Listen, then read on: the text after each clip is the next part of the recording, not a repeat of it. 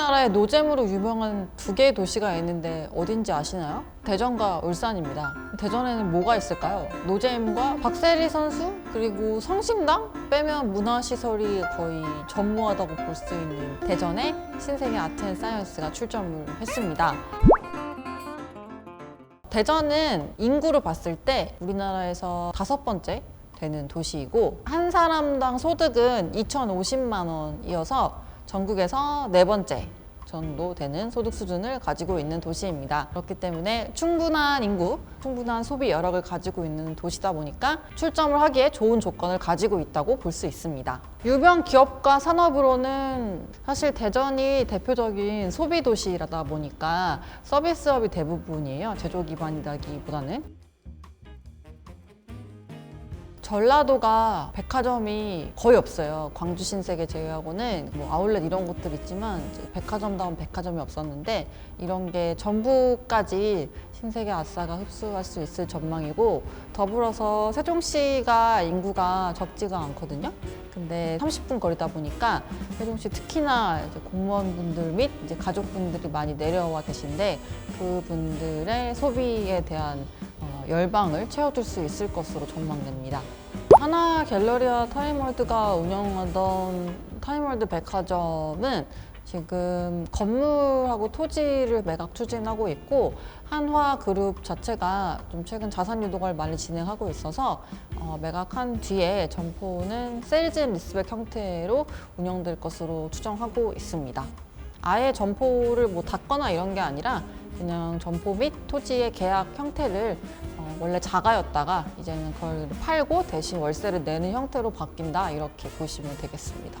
요즘 백화점 점포들은 이 쇼핑이라는 구매 행위에 초점을 맞추기보다 공간이라는 오프라인이 가지고 있는 강점에 많이 집중하고 있는 모습인데요. 신세계 아트앤사이언스도 백화점 옥상에 정원을 3,000평 넘는 수준으로 지금 구성을 해놨고 그리고 더불어서 F&B 쪽을 강조를 많이 한 모습들이 나오고 있습니다. 이런 모습들이 비단 신세계 아트앤사이언스뿐만 아니라 최근에 오픈한 더현대서울 그리고 롯데백화점 동탄점처럼 백화점 신규 점포에 다 적용이 되고 있는 상황이고요.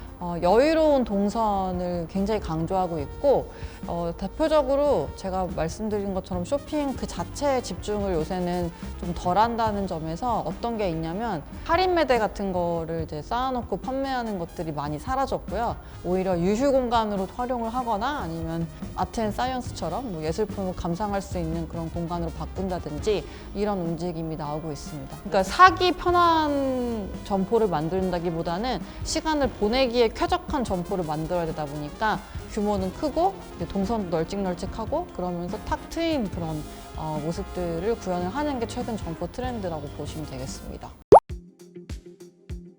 비슷한 공간으로는 아무래도 시간을 많이 보낼 수 있는 공간들이 많은데 조금 다른 점은 아무래도 신세계 아트앤사이언스는 가족 단위로 오실 공산이 큰 점포다 보니까 어린이들이 놀 수 있는 그런 공간들이 훨씬 더 좀 많다라는 점이 약간은 다른 점이고요. 왜냐하면 여의도 상권은 아무래도 젊은 분들, 뭐 이제 인근의 신촌이나 이대 지역도 마찬가지고 또 여의도 내에서 일하시는 직장인 분들의 손님 비중이 좀 높을 수밖에 없다 보니까 그런 게 약간은 차이가 있습니다. 그렇지만 어쨌든 백화점 공간 내에서 시간을 보내기에는 뭔가 계속 붙박이로 있어야 되는 그런 공간들을 많이 넣어놓은 거는 비슷한 점이라고 볼 수 있겠습니다. 둘 다 공원을 가지고 있다는 점이 좀 특이사항인데 옛날에는 백화점에 없는 걸로 3개를 꼽았는데요. 1번이 시계가 없었고요. 왜냐하면 들어가면은 몇 시인지 몰라서 계속 가야 되는 시간 까먹고 그냥 계속 쇼핑할 수 있게 시계가 없었고 그다음에 두 번째는 좀 비슷한데 창문이 없었어요. 왜냐면은 창문이 이제 해가 지고 어두워지기 시작하면 집에 가야겠다 이런 생각이 드니까 이제 그런 걸 못하게 하기 위해서 창문이 없었고 그다음에 세 번째는 1층에 화장실이 없어요. 1층에 딱 들어가자마자 화장실에 가려고 하면은 꼭 2층에 올라가야 돼요. 그 이유가 좀 더 있게 하기 위해서였는데 근데 최근에 생기기 시작한 게 창문이 생기기 시작했습니다. 그래서 더현대서울도 가시면은 통창으로 되어 있어가지고 햇빛이 들어오는 그 실내 정원이 꾸며져 있고 그리고 마찬가지로 신세계 아트앤사이언스도 위에 이제 옥상 정원이 있고 이거 자체가 옛날에는 구매를 하게 만드는 게 목적이었다면은 이제는 그게 아니라 그 공간에 머무르게 하는 게 지금 최근 점포들의 가장 집중하고 있는 부분으로 보시면 되겠습니다. 그리고 왜 이제 아트에 좀 주목을 하느냐? 아무래도 국민소득이 수준이 올라오면은 소비하는 것들의 변화가 좀 생기게 되는데, 그리고 또 향유하는 문화도 약간의 변화를 겪게 되는데요. 근데 그 중에 대표적인 게 국민소득 3만 불에 올라오면서 미술품이나 예술품 관련한 그런 소비 및 투자가 늘기 시작하는 모습들이 나옵니다. 특히 요즘 MZ 세대들 같은 경우는 또 이런 것들을 인스타그램에 올리고 하는 게 굉장히 또 자연스러운 제너레이션이다 보니까 뭔가 SNS에 올리면 주목을 끌만한 그런 컨텐츠로 좀 강조를 하다 보니 이제 미술품도 지금 들어가 있고, 그리고 요새 아시겠지만은 뭐 미술품 및 럭셔리 제품들을 쪼개서 클라우드 펀딩처럼 공동구매로 일부 지분을 가지고 있다가 그걸 리세일했을 때 이제 더 비싼 값에 되팔게 되면은 그만큼 몫을 제가 돌려받는 그런 투자들도 나오고 있다 보니까요. 그런 것들이 이제 젊은, 특히 이제 소비를 주도하는 세대들에게 어필하기 위한 그런 모습이다라고 보시면 되겠습니다. 네, 신세계 아트앤사이언스 투자비는 약 6,500억 정도 투입이 됐고요. 그리고 목표하고 있는 매출액은 6천억 정도 예상을 하고 있습니다. 1년 차에. 근데 지금 목표 대비 달성은 100% 이상이 나오고 있어서 뭐 충분히 달성이 가능한 상황으로 보고 있고요.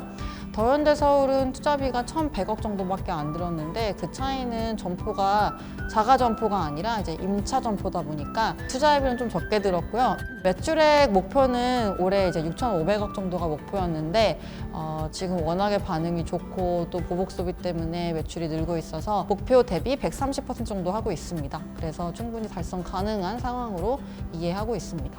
보통 백화점 업체들이 신규 점포를 내면은 실적에 긍정적인 영향을 주고요. 왜냐면 외형 성장이 있으니까.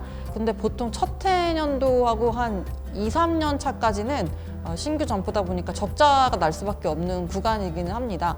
근데 지금 신세계 아트앤사이언스 매출이 굉장히 빠르게 올라오고 있기 때문에 통상 한 3년 정도면은 BEP를 백화점 기준으로 보통 찍는데 그 시기는 조금 더 앞당길 수 있을 것으로 추정을 하고 있고요. 최근 뭐 11월 9일부터 위드 코로나로 가기로 했고 또 4분기가 백화점 성수기이고 지난 2년 동안 겨울옷 소비가 거의 없었고 더불어서 2년에서 3년이 보통 아우터 교체 주기라는 점을 감안하면은 이번 겨울은 다들 패딩 및 코트 및 겨울옷을 많이 살 것으로 전망이 되고 있습니다. 그래서 업종 자체는 지금 긍정적인 뷰를 가지고 있고, 그리고 신규 점포도 좋은 반응을 보여주고 있다는 것은 주가에 긍정적인 영향을 미칠 것으로 전망하고 있습니다. 네, 우리나라 유통기한 신세계 아싸를 갔다 온 인싸의 이야기 잘 보셨나요? 제가 질문 하나 드려도 되겠습니까?